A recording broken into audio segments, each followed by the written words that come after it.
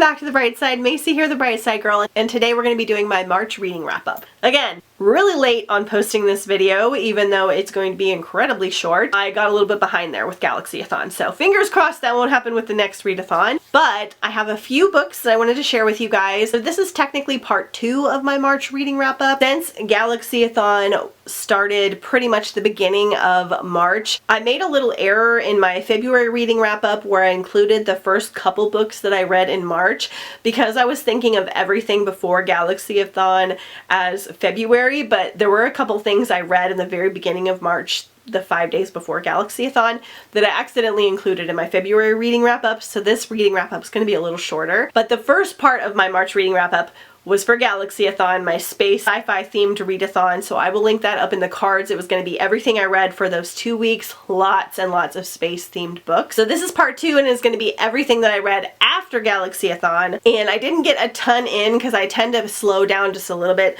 after readathons happen because I really push during those times. But I'm excited to talk to you about some things. So I decided after Galaxy-a-thon that I was only going to focus on finishing up series for the end of March and also all of April. So I'll link my April TBR up in the cards as well where I talk about this a little bit more. At the beginning of the year, I think I had like 27 unfinished series still, and I really want to get this almost all the way gone by the end of the year. That includes not adding too many new ones. So I've only started 2 new series this year so far, so we're doing good, and I've finished quite a bit. So almost all of the rest of the books I'm talking about are going to be series that I've been working on finishing. Okay, so the only book that I read that was not part of a series was I reread We Were Liars by E. Lockhart with my friend Bella because she had never read it, and I was on this big thriller kick the first part of the year because I read a phenomenal one and I thought maybe I loved thrillers and I just didn't realize it, and then I read a ton more and I disliked almost all of them. And I remember that I read this one not realizing this was kind of a thriller mystery, and I really enjoyed this a few years ago. So I had never done it via audio, so I did the audio with her. A few things, I didn't fully remember the ending, but I mostly did. Still made it kind of a fun journey. I would recommend physically reading this one because the narrator, I felt like, made it sound more juvenile than it is. It is a YA thriller. She just made it sound a lot younger. She's not a bad narrator, I just didn't quite enjoy it as much as the first time, which could be because I kind of know what happens.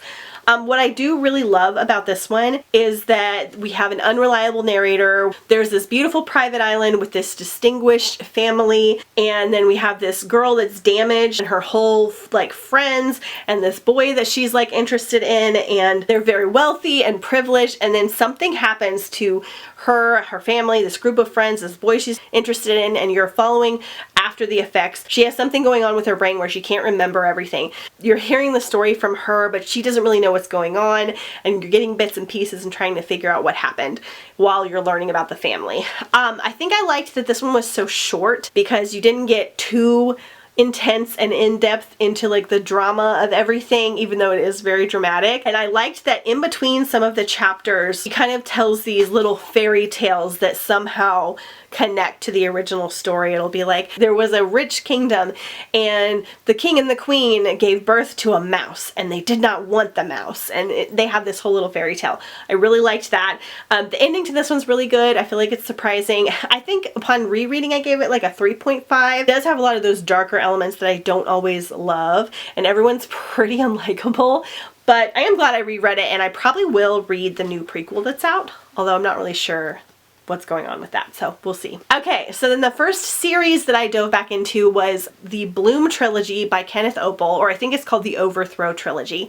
So I read Bloom during Hike-a-thon last year. I will link that reading vlog up in the cards for you guys if you want to check that out, because I knew it had something to do with these treacherous rains that came down and brought these seeds that grew and like took over the area. I think they're in an island where these people are and they're trying to figure out where these seeds are from, and these plants are going crazy, and I wanted like a planty but also survival type read. It did not disappoint. I really enjoyed it. So I finally got to this second book. The narrator, I believe, is Sophie Amos, who I really enjoyed. In this one you're following basically like 3 teens that are trying to like figure everything out. I don't want to go into too much detail about this book because I don't want to spoil the first book, but this entire trilogy is really good. I'll talk more about it in my April reading wrap up because I finished this one. I read the last one in April and I really enjoyed it. I just think this is a really good like survival sci-fi type trilogy. I so enjoyed it.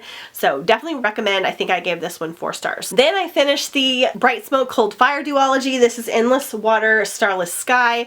So this is a Romeo and Juliet retelling with zombies by Rosamund Hodge. The first book, Bright Smoke, Cold Fire, was very strange. It is very detailed. It takes a while to get into it because it is so detailed, and it's definitely set with like a Romeo and Juliet vibe. It's got its whole own like religion and fantasy elements to it, and I remember not being entirely sure how I felt about it, so I gave it like 3 stars.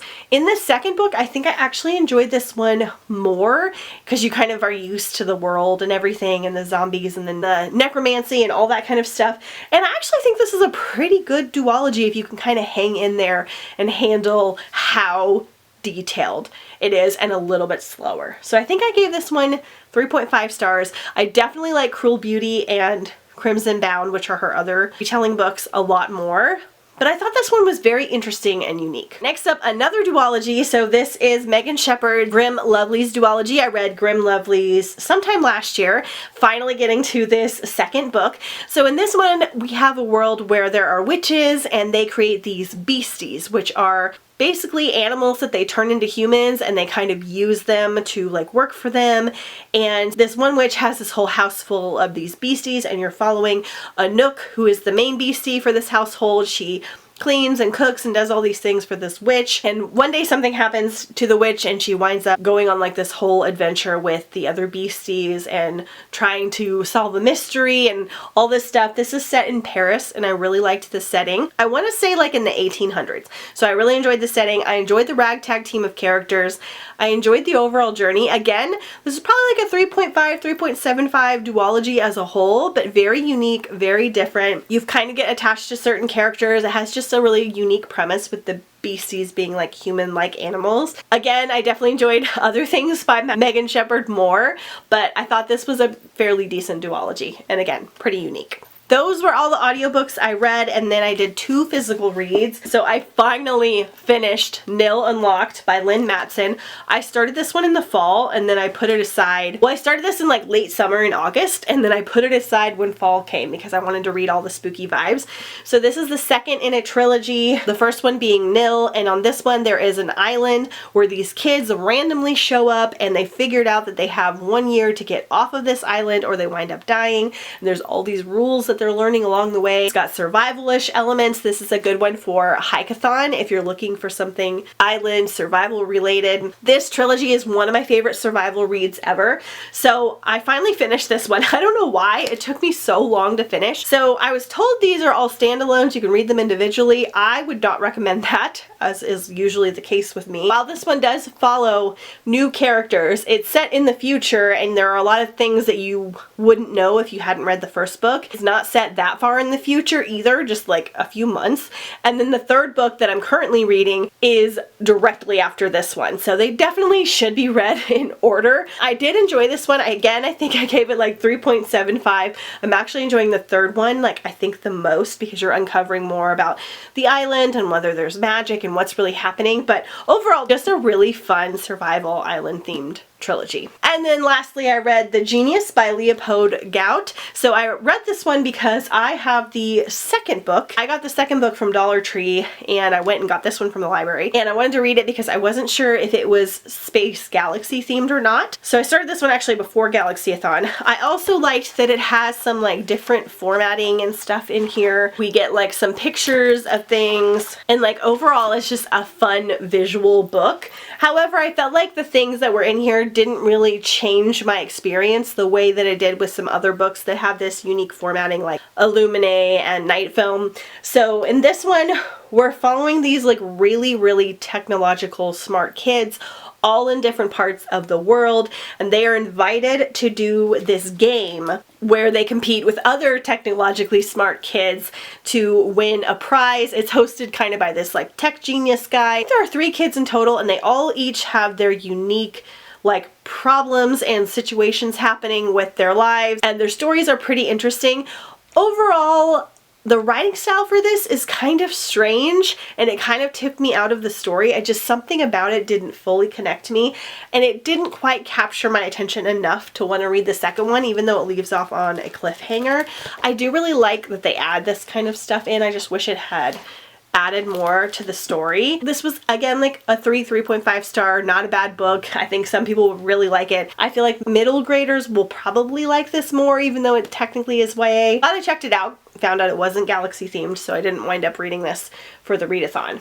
So that is everything that I read in March, other than the few things I read at the beginning, which are in that February wrap-up. Overall, I had a great reading month between this and Galaxy-a-thon, having a decent reading month in April as well. Let me know if you read any of these down below in the comments. Let me know what you're reading right now currently. Don't forget to follow me on Instagram at TheBrightSideGirl, and I will see you guys next time on The Bright Side.